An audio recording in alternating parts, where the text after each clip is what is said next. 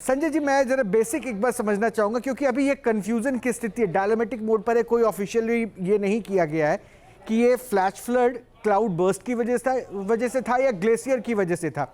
आप कैसे इसको एनालाइज कर रहे हैं? जो वेग दिख रहा है, जो फोर्स दिख रहा है, जो कहीं ना कहीं डेंसिटी दिख रही है, वाटर डेंसिटी, वो क्या बता रही है? नहीं, इस तरह का इम्पैक्ट मैंने खुद ही अपने कार्यकाल में हिमाचल प्रदेश में कई बार देखा है। और इसको भी देख करके ऐसा लगता है कि ये ग्लेशियल आउटबर्स्ट भी हो सकता है, क्योंकि जिस तरह से ये आया है। लेकिन पिछली बार जब ये इसी रिवर में काफी नुकसान भी हुआ था, तो बाद में जब उसका इन्वेस्टिगेशन हुआ तो ये पता लगा कि वो भी ग्लेशियल आउटबर्स्ट के कारण ही हुआ था। मतलब मेन रीजन उसका ग्लेशियल आउटबर्स्ट था। इमीडिएट रीजन भले ही जैसे इस बार भी लगता है क्लाउड बर्स्ट रहा हो, तो अभी उसका जब इन्वेस्टिगेशन होगा तो पूरी बात पता चलेगी। जब जब ऊपर तक लोग जाते हैं, जहां तक ग्लेशियल का आउटफ्लो का जब स्टडी होगा तो उसके बाद पता चलेगा। लेकिन जो इम्पैक्ट है, ये हमने जैसा मैंने कहा कि मैंने खुद अपनी आंखों से देखा हुआ है वहां कई बार। तो इस तरह का इम्पैक्ट जब वहां पर होता है, या फिर पिछले कुछ वर्षों में जो हिमाचल प्रदेश उत्तराखंड में फ्लड आया, तो आपने देखा होगा कि बगल के जो रास्ते के पास जितने भी बिल्डिंग्स आती थी वो किस तरह से धराशायी होकर नदी में समा जाते थे। तो यहाँ भी उसी वही हो रहा है। और जो पावर हाउस खास करके जो वहीं पर रिवर के साथ ही बने होते हैं, उसी के रन ऑफ द उसके विजुअल्स भी आए हैं संजय जी, वो विजुअल्स भी आए कि एक हाइड्रो पावर प्लांट भी इससे इम्पैक्टेड हुआ है, जिसके ऊपर वहां तबाही साफ दिख रही थी। अच्छा, मैं कुछ और तस्वीरें भी दिखाता हूँ। एक तस्वीर जो भी बहुत खास है, जिसको भी हम दिखा रहे थे विस्तार से बृहद तौर पर, ये देखिए, ये पूरा इलाका, ये रेसिडेंशियल एक इलाका लग रहा है और ऐसा लग रहा है कि ये यहाँ पर कुछ कमर्शियल शॉप्स भी बने हुए हैं। और अचानक से वहाँ पे चहल पहल तेज होती है, पक्षियों को भी उड़ते हुए देखते हैं और एक झटके में यहाँ पर सैलाब आपको दिखेगा। पक्षियों के उड़ने की रफ्तार देखिए कितनी तेज है, लोग भागे जा रहे हैं। यानी सैलाब, वो पूरा सैलाब जो है इन तस्वीरों में बस चंद सेकंड के अंदर, और शायद संभलने का मौका नहीं मिला लोगों को। और इस लोकेशन को देख के ऐसा, ये देखिए, ये पीछे से वो सैलाब का एक झटका मलबे के साथ, और बस चंद सेकंड में ये सारे के सारे जो इमारत अभी आपको नजर आ रही थी, जो कमर्शियल प्लेस जैसा लग रहा था, वो मलबे में तब्दील हो गया।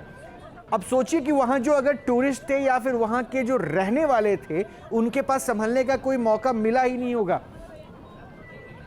प्रतीक जी हमारे साथ जुड़े हुए हैं, वो लगातार हमें अपडेट दे रहे हैं जब से ये घटनाक्रम सामने आई। प्रतीक साहब, अभी क्या अपडेट मिल पाया है? क्या रेस्क्यू ऑपरेशन, क्योंकि संख्या हम लगातार देख रहे हैं फॉरेनर्स की भी आ रही है, 291 के आसपास फॉरेनर्स बताए जा रहे हैं जो मिसिंग है, 105 भारतीय फॉरेनर्स है जो मिसिंग बताए जा रहे हैं। इसके अलावा भी नेपाल के जो रेसिडेंट होंगे वो भी। क्या अभी तक रेस्क्यू ऑपरेशन कहां तक पहुंचा? अभी रेस्क्यू ऑपरेशन चल रहा है और ये खबर आई है कि रसुआ जो एक मेन डिजास्टर एरिया जो हुआ है जिला रसुआ में 384 टूरिस्ट अभी आउट ऑफ कॉन्टैक्ट बताया जा रहा है। और सिमिलरली रेस्क्यू ऑपरेशन भी प्राइवेट हेलीकॉप्टर्स और सेना के हेलीकॉप्टर से लगभग 100 आदमियों को रेस्क्यू किया जा चुका है। और क्या है कि डेड बॉडी की भी जो लास्ट है वो रिसीव होने लगा है। अभी तक अराउंड 20 डेड बॉडीज। मैं प्रतीक जी, मैं ये मान रहा हूं कि अभी बहुत बड़ा चैलेंज है। अभी आपने 20 डेड बॉडीज कैजुअलिटी की बात कही, डेड बॉडीज की रिकवरी 20 बताई, और अभी 300 से ज़्यादा लोगों को बता रहे हैं कि आप मिसिंग है। तो मैं एक तस्वीर अभी दिखा रहा हूँ, थोड़ा सा उस तस्वीर के बारे में आपको बता दूं प्रतीक जी। ये एक तस्वीर मुझे ऐसा लग रहा है मार्केट प्लेस है, जहाँ पे गाड़ियाँ भी है, लोग भी है, घूम रहे हैं, और अचानक से with in fraction of second, मतलब हो सकता है चंद सेकेंड का फासला रहा होगा, लोग वहाँ से भागने की शुरुआत करते हैं और सैलाब ऐसा आता है कि वो जो बड़ी बड़ी इमारतें हैं वो जमींदोज हो जाती है, सब कुछ सैलाब में समा जाता है। मैं ये जो अभी आपने कहा ना कि 300 से प्लस टूरिस्ट थे, मैं रसुआ के बारे में थोड़ा सा डेमोग्राफिकली समझना चाहता हूँ। क्या ये टूरिस्ट स्पॉट है नेपाल का, और क्यों आखिर इतना ज़्यादा पॉपुलर था जहाँ यहाँ इतने टूरिस्ट थे, और उसकी डेमोग्राफी कैसी है? रसुआ जो जिला है वहाँ पर लांगटांग नेशनल पार्क पड़ता है। और ये समय क्या है कि मानसरोवर जाने के लिए भी अभी बहुत टूरिस्ट वहाँ से हेलीकॉप्टर और प्लेन से मानसरोवर क्षेत्र में जाते हैं। ये समय उसका पीक टाइम है, उसलिए भी। और एक तो लांगकांग जो नेशनल पार्क क्षेत्र है वहाँ वो ट्रेकिंग के लिए बहुत फेमस है, उसलिए भी वहाँ पर टूरिस्ट जो है वो लोगों का इस टाइम पे वहाँ मौजूदगी ज्यादा था। और जो ये स्पॉट आया है वो फ्लोड के जो नदी था वो नदी के अलोंग सारा जिला के बहुत market places, residential places, hospital, police office, bank और होटल्स, ये सब था।